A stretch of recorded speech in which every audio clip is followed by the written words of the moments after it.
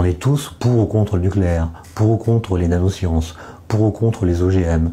Mais qui d'entre nous est capable de dire ce qu'on met vraiment dans un réacteur nucléaire, ce qu'est une réaction de fission, comment ça fonctionne, qu'implique E égale MC2, qu'est-ce que c'est qu'une cellule souche, un OGM? Personne. L'ultracrépidarianisme est un mot savant pour dire que souvent on parle avec assurance de choses que nous ne connaissons pas, et c'est dérivé d'une locution latine qui est sutor ne supra crepidam, qui veut dire en gros que le cordonnier ne doit pas parler au-delà de la chaussure. Moi j'ai noté cette tendance-là au tout début de l'épidémie.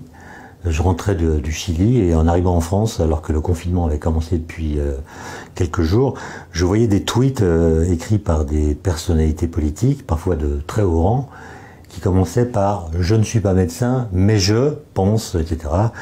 Et après cette déclaration honnête d'incompétence, s'ensuivaient des injonctions sur ce qu'il fallait faire ou penser à propos de tel ou tel traitement au tout début de l'épidémie. Et ça m'avait étonné qu'on puisse avoir autant d'assurance alors même qu'on vient de déclarer qu'on est incompétent. J'ai remarqué, en étudiant un peu la question, que c'était une tendance assez naturelle, qui a d'ailleurs été étudiée par des psychologues américains à la fin du XXe siècle, qui s'appellent Dunning et Kruger, qui avait remarqué que pour se rendre compte qu'on est incompétent, il faut être compétent. Au début, quand on découvre un nouveau champ, eh bien, on se sent spontanément compétent.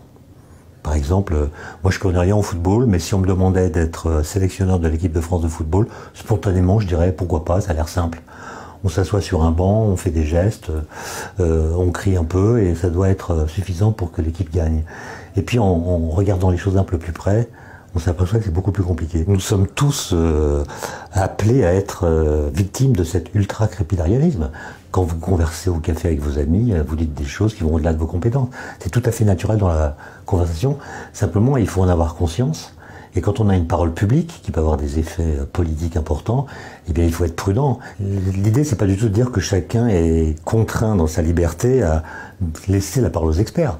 En fait, en démocratie, n'importe qui a le droit de poser une question aux experts, de les interpeller, de les interroger. Mais c'est pas ce qui est fait là. C'est on donne son avis sans savoir.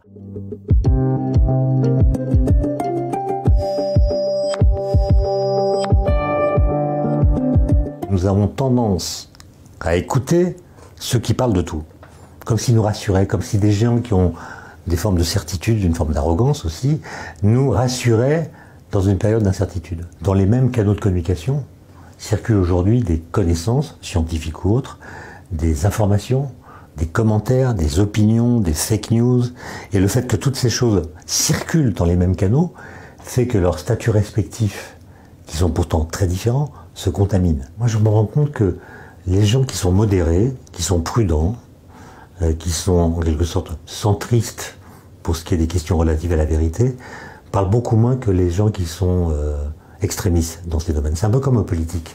Les gens qui sont aux extrêmes parlent plus que les gens qui font partie de ce qu'on appelle la majorité silencieuse. Et moi je pense que notre démocratie, pour garder de sa vivacité, a besoin que les gens modérés s'engagent passionnément. L'idée même de démocratie a à voir avec le fait qu'on puisse argumenter et s'en donner le temps, sans simplement s'opposer avec des arguments assez primaires qui donnent l'impression que ce sont des arguments d'autorité qui se combattent et non pas des analyses.